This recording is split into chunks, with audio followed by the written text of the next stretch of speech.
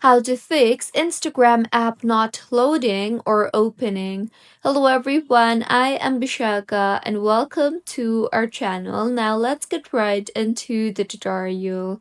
Firstly, go ahead and open settings and tap on Wi-Fi and make sure you are connected to a proper working internet connection, and if not, then you can switch between Wi-Fi and mobile data.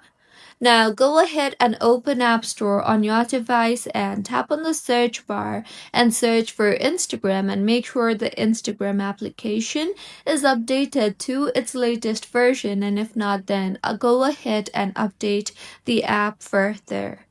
Next fix for this issue is launch the settings application on your device and tap on general and then on iPhone storage.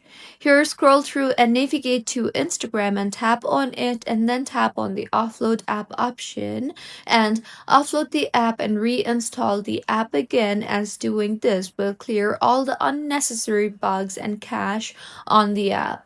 And if your issue is still not fixed, then you can try to simply delete the app and reinstall. So go back to your home screen and tap hold on the Instagram application. Here you will see the option for remove app. Tap on that and then tap on delete app and then tap on delete.